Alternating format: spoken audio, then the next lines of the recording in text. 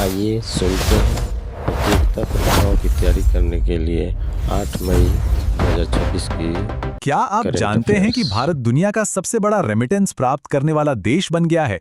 नमस्कार दोस्तों, 8 मई 2026 के इस धुआंधार और एनर्जेटिक करंट अफेयर्स विश्लेषण में आप सभी का स्वागत है। चाहे आप यूपीएससी की तैयारी कर रहे हों, एसएससी, बैंकिंग या किसी भी और प्रतियोगी परीक्षा की, आज का दिन आपके लिए बहुत क्रूशियल होने वाला है। आज हम नेशनल पॉलिसीज, ग्लोबल डिप्लोमेसी और स्पोर्ट्स की कुछ ऐसी खबरें कवर करेंगे जो सीधे आपके एग्जाम पेपर में छपने वाली हैं। तो चलिए, बिना कोई टाइम वेस्ट किए सीधे आज की सबसे बड़ी हेडलाइंस पर आते हैं। चलिए सीधे आज की सबसे बड़ी खबर से शुरुआत करते हैं।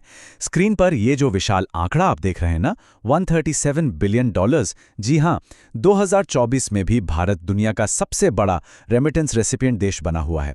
विदेशों में काम करने वाले हमारे भारतीयों ने देश में लगभग 137 बिलियन डॉलर भेजे हैं। ये सिर्फ कोई रैंडम नंबर नहीं है, ये ग्लोबल लेवल पर हमारी वर्कफोर्स की ताकत और हमारी अर्थव्यवस्था में उनके सीधे योगदान का बहुत बड़ा सबूत है। एग्जाम के नजरिए से ये एक बेहद इंपॉर्टेंट फैक्ट है, इसे याद रखिएगा।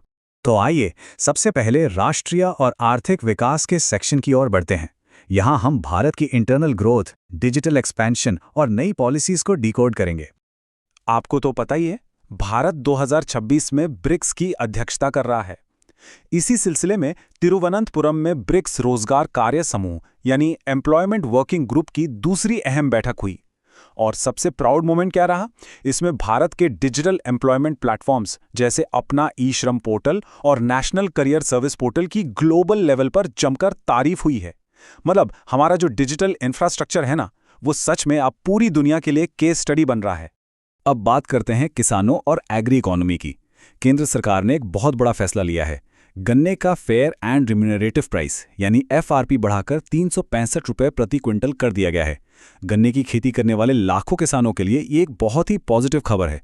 इससे हमारी रूरल इकोनॉमी को तो बूस्ट मिलेगा ही, एग्रीकल्चर सेक्टर में भी एक स्टेबिलिटी आएगी। एग्जाम के लिए बस ये 365 का नंबर अपने दिमाग में एकदम फिक्स कर लीजिए। राष्ट्रीय स्तर पर कुछ और भी बड़े अपडेट्स हैं।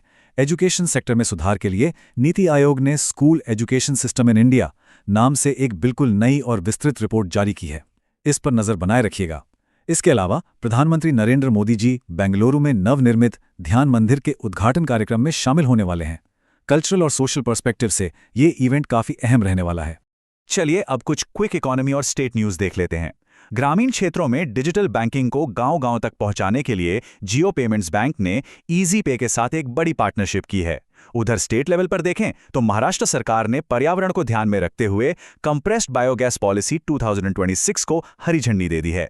और हां, लोगों के रिटायरमेंट को फाइनेंशियली सिक्योर बनाने के लिए एक नई एनपीएस संचय स्कीम भी लॉन्च हुई है। ये तीनों ही डेवलपमेंट्स अपने अपने फील्ड में सच में गेम चेंजर हैं। चलिए अब अपने घरेलू मुद्दों से आगे बढ़ते हैं और ग्लोबल लेवल पर भारत के पोजीशन और डिफेंस स्ट्रैटेजीज की तरफ रुख करते हैं। आपको पता ही है, जियोपॉलिटिक्स एग्जाम्स का सबसे फेवरेट टॉपिक होता है। यहां स्क्रीन पर इस टेबल को थोड़ा ध्यान से देखिए। देश में दो बहुत ही क्रूशियल डिफेंस मीटिंग्स हुई हैं। पहली है भारत और ऑस्ट्रेलिया के बीच 10वीं रक्षा नीति वार्ता, जो नई दिल्ली में हुई। इसका फोकस था रक्षा सहयोग और इंडो पैसिफिक रीजन की सुरक्षा। और दूसरी तरफ जयपुर में जॉइंट कमांडर्स कॉन्फ्रेंस आयोजित हुई, जिसकी थीम थी military capability in new domains. इन दोनों मीटिंग्स के वेन्यू और इनकी थीम दोनों को कंठस्थ कर लीजिए, क्योंकि यहां से डायरेक्ट सवाल बनते हैं। डिप्लोमेसी की बात करें तो भारत ने कनाडा की खुफिया एजेंसी के दावों पर बहुत ही कड़ा रुख अपनाया है। भारत ने इन सभी आरोपों को सीधे तौर पर बेसलेस इम्पिटेशंस यानी बिल्कुल निराधार आरोप कहकर खारिज कर दिया है। इंटरनेशनल रिलेशंस में इस तरह की सख्त शब्दावली का सीधा सा मतलब है कि भारत अपनी संप्रभुता को लेकर बिल्कुल क्लियर है। सिक्योरिटी के मुद्दे पर ही एक और अपडेट है। भारत ने हाल ही में ऑपरेशन सिंदूर की पहली वर्षगांठ मनाई है। इस मौके पर सरकार ने आतंकवाद के खिलाफ अपनी जीरो टॉलरेंस पॉलिसी को एक बार फिर से दुनिया के सामने दोहराया है। जब आप डिफेंस या इंटरनल सिक्योरिटी के एग्जाम्स देते हैं तो ऐसे ऑपरेशंस के नाम बहुत इंपॉर्टेंट हो जाते हैं। अंतर्राष्ट्रीय मंच पर दो और बड़ी खबरें हैं। डिफेंस टेक्नोलॉजी में तुर्की ने अपनी एक नई इंटरकॉन्टिनेंटल बैलिस्टिक मिसाइल यानी आईसीबीएम का प्रोटोटाइप दुनिया के सामने पेश किया है, जिसका नाम है यल्दीरी हान।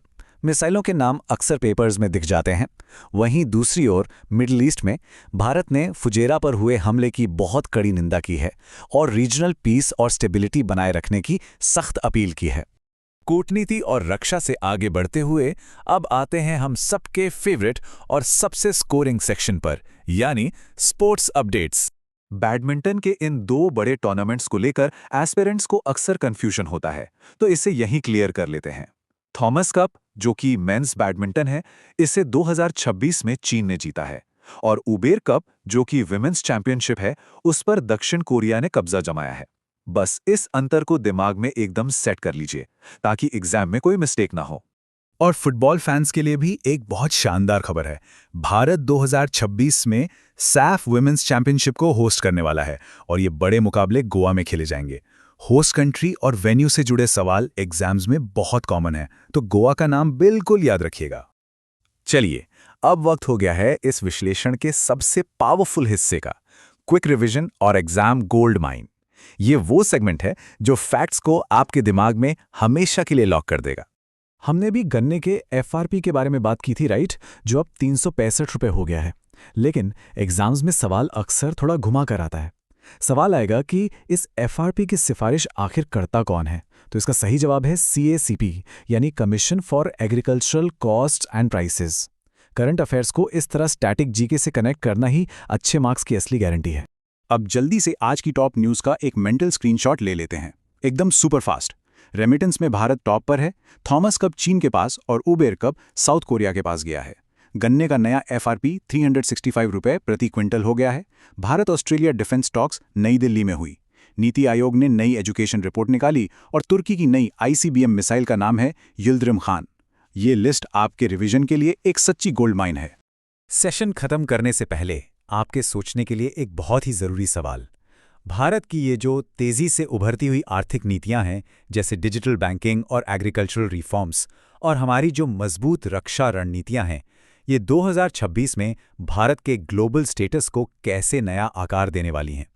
इस पर थोड़ा विचार ज़रूर कीजिएगा, क्योंकि मेंस की परीक्षा में आपको ऐसे ही एनालिटिकल सवालों से निपटना होगा। तो इसी अहम सवाल के साथ हमारा आज का ये करंट अफेयर्स विश्लेषण यहीं पूरा होता है। मुझे पूरी उम्मीद है कि आज के इस सेशन से आपकी तैयारी को एक नई धार मिली होगी। अगर आपको ये एक्सप्लेनर पसंद आया तो लाइक बटन जरूर दबाएं, अपने साथी एस्पिरेंट्स के साथ इसे शेयर करें और हाँ, चैनल को सब्सक्राइब करना मत भूलिएगा ताकि आपका कोई भी डेली अपडेट मिस ना हो। पढ़ते रहिए, आगे बढ़ते रहिए। कल फिर मिलेंगे नई और जरूरी जानकारी।